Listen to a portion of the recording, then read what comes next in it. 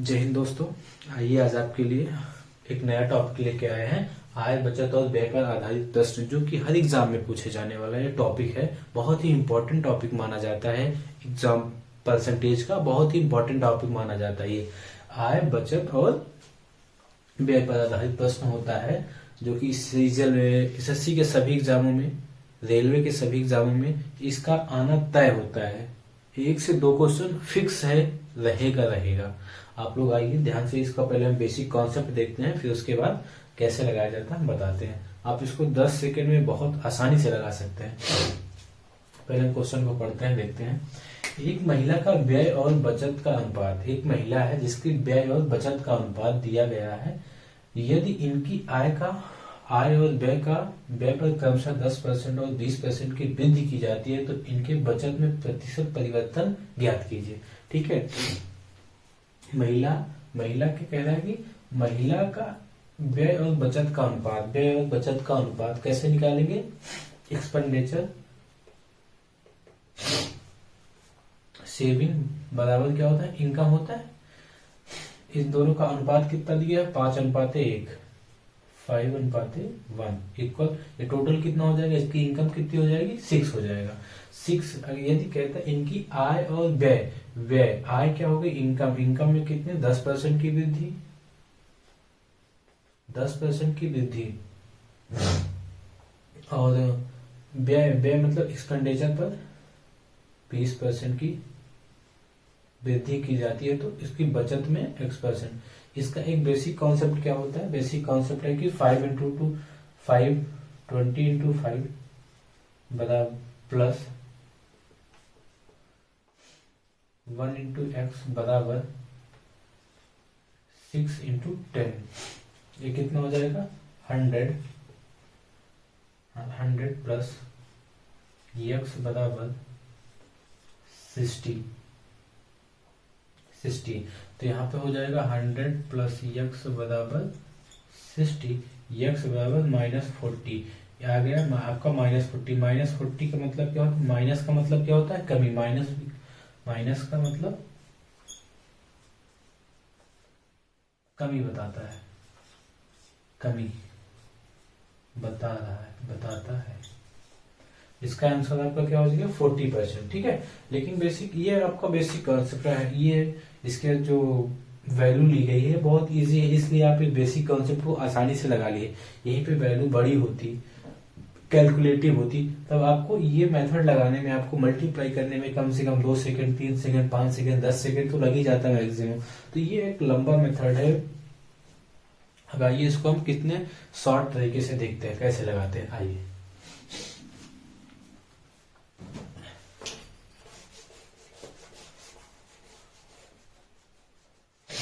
देखो, 6 का कितना दिया गया है?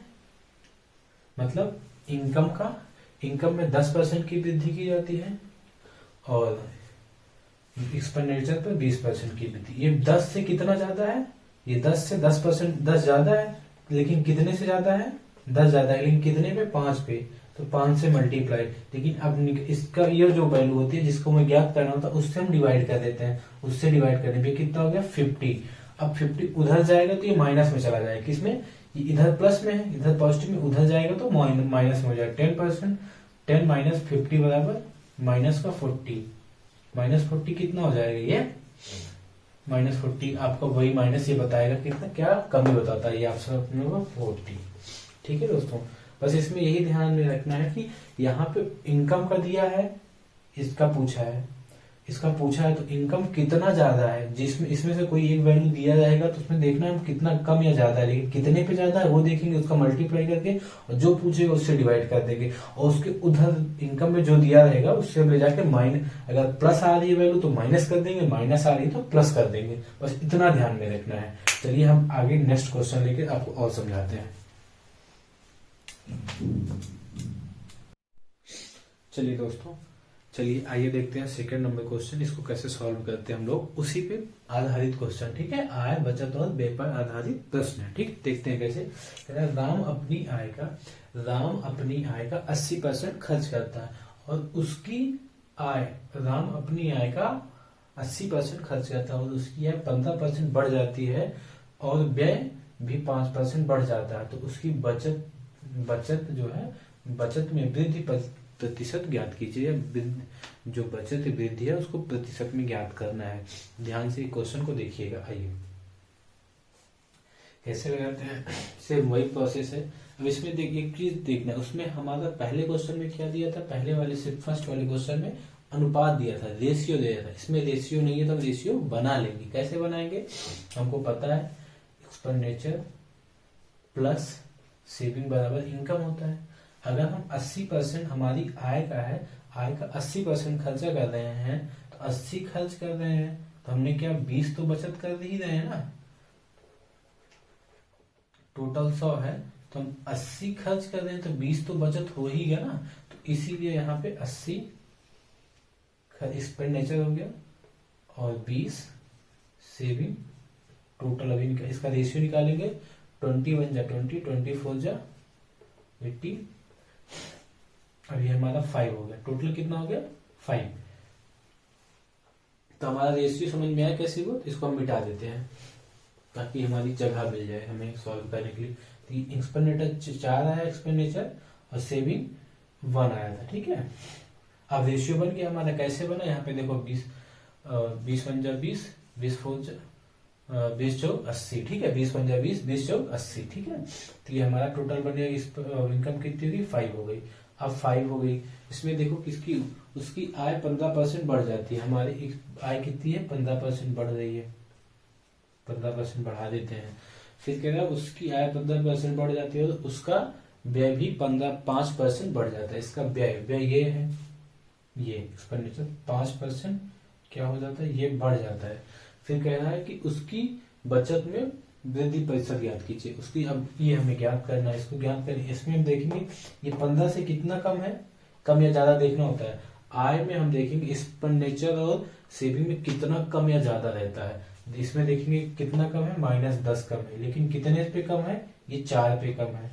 कितने से हमें जिसका फाइंड करना होता है उसको हम उससे डिवाइड कर देते हैं। ये हमारा -40 है। क्या है -40। -40 को हम उधर लेके जाएंगे जब इसका, तो 15 + 40 इधर आएगा तो प्लस हो जाएगा। ये कितना हो जाएगा 55%। ये मेरा आंसर हो गया, ऑप्शन नंबर सी। ठीक है दोस्तों, अगर इसको हम बेसिक कॉन्सेप्ट पे लगाना चाहें तब भी लग जाएगा। देखते हैं कैसे लगाएंगे बेसिक कॉन्सेप्ट। बेसिक में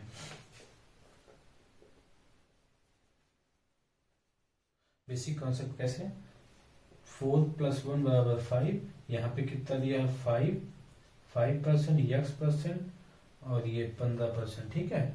ये 20 + x = 75।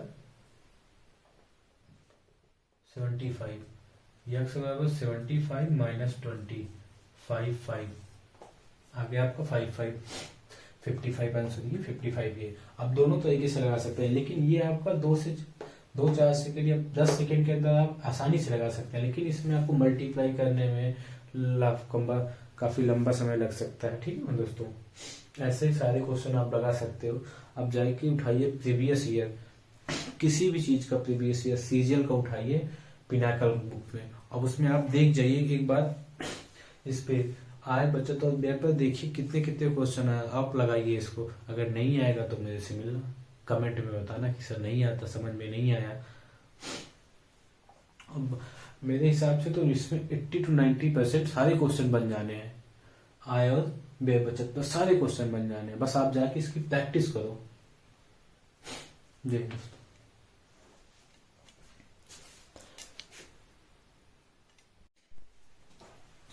चलिए दोस्तों, क्वेश्चन नंबर 3 हम आते हैं। क्वेश्चन नंबर 3 लगाते हैं। कैसे लगाया जाएगा आप लोग एक बार कमेंट करके आंसर बताइए इसका। पहले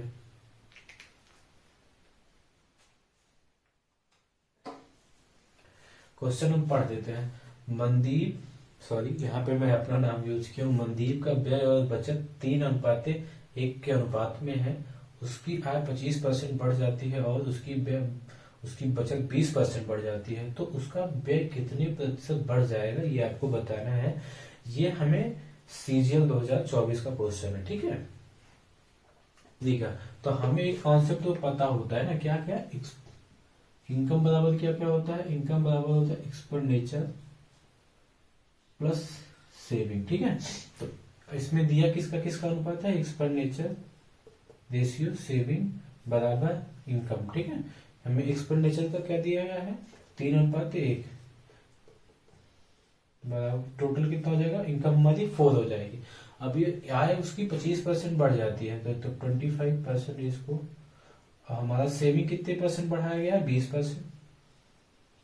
पूछा क्या गया है, कितने प्रतिशत हमें परिवर्तन होगा, या बढ़ जाएगा या घट जाएगा, क्या बढ़ जाएगा घट जाएगा, ये व्यय कितने परसेंट बढ़ जाएगा, ठीक है दोस्तों। इसको हम देखते हैं।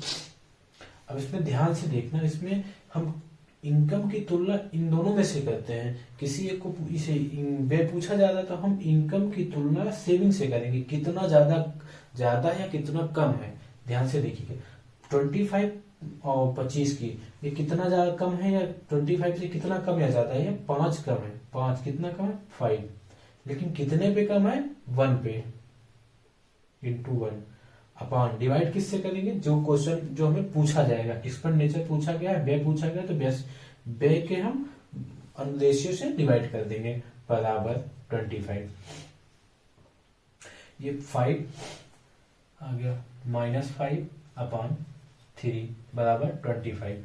अब माइनस ये 5 उधर जाएगा तो ये प्लस में आ जाएगा, 25 प्लस 5/3, सॉरी 3, 25 प्लस 1 2/3, ये 26 2/3%। ये ऑप्शन नंबर मेरा बी, ठीक है दोस्तों। ध्यान से एक बार हम फिर से समझाते हैं, अच्छे से समझाते हैं, ध्यान से देखिएगा। हमारा एक कॉन्सेप्ट क्या होता है, इनकम बराबर, एक मिनट इंक डाल लेते हैं। इनकम बराबर क्या होता है, देखिए इनकम बराबर एक्सपेंडिचर प्लस सेविंग, ये होता है। तो अब इसमें हमें इनकम दिया गया है, इनकम रेशियो किसका किसका दिया गया है, एक्सपेंडिचर और सेविंग का रेशियो दिया गया है। इनकम में हमें भाई 25% की वृद्धि बोला गया है, इनकम में 25% वृद्धि बताया गया है, और सेविंग में 20% की वृद्धि बताई गई। तो हम 25 से देखेंगे 20 कितना कम या ज्यादा है, 25 जो है 20 से कितना कम या ज्यादा है, -20 कम है, -5 कम है, कितने पे कम है, 1 की वैल्यू पे, 1 से मल्टीप्लाई करेंगे। पूछा कितना गया है, हमें पूछे कितने का गया है, 3 की वैल्यू का मान पूछा गया है, तो हम 3 से डिवाइड कर देंगे, इक्वल 25 है ये मेरा। इसको हम उस, जब देखो कोई चीज होता है बैलेंस, बैलेंस का होता है, जैसे आप रेशियो एवरेज पढ़ेंगे तो एवरेज में जितना हमारा किसी का बढ़ेगा उतना उतना घटेगा। जैसे आपको एवरेज में एक आता नहीं कि कोई आया और चला गया, तो उसमें हमारा क्या होता है कि जितना एवरेज होता है टोटल एवरेज 0 हो जाता है, मतलब जितना आए घटेगा उतना जोड़ेगा। सेम वही है इसमें, ये इधर इधर हमारा माइनस में उधर जाएगा तो प्लस में हो जाएगा, 25 प्लस 5/3, ये आगे किया गया देख सकते हैं। ये आएगा कितना 25 प्लस, इसको डिवाइड करेंगे तो ये आएगा ना, भाग करेंगे तो 5/3, तो 3 बन जा 3, 2 आएगा यहाँ पे 2/3। इसको लिख सकते हैं 1/2/3, तो जुड़ जाएगा 26 2/3%। ये हमारा आंसर हो जाएगा। बस इसमें क्या करना है कि इनकम दिया रहेगा और एक्सपेंडिचर या सेविंग पे हमें क्या करना है, जो वैल्यू दी रहेगी उसकी कंपेरिजन तुलना कर लेना, कितना कम या ज्यादा है, लेकिन कितने पे कम है उसका मल्टीप्लाई कर देंगे, और किसकी हमें वैल्यू ज्ञात करनी है उससे डिवाइड कर देंगे, और प्लस में आ रही तो माइनस कर देंगे, माइनस में आ रही तो प्लस कर देंगे, किसकी, इनकम की वैल्यू से। बस इतना ही करना है, ठीक है दोस्तों। चलिए अब आपसे मिलते हैं नेक्स्ट वीडियो में। यदि आपको कोई भी किसी भी टॉपिक पे बनाना है वीडियो तो आप कमेंट करके बताएं हमें, या फिर आपको कुछ समझ में नहीं आ रहा तो कमेंट करके बताएं, और क्योंकि हम तभी जान पाएंगे जब आप कमेंट करके हमें बताएंगे, या फिर कोई कमी रह जाती है तो आप लोग हमें कमेंट के माध्यम से बताइएगा जरूर। जय हिंद दोस्तों।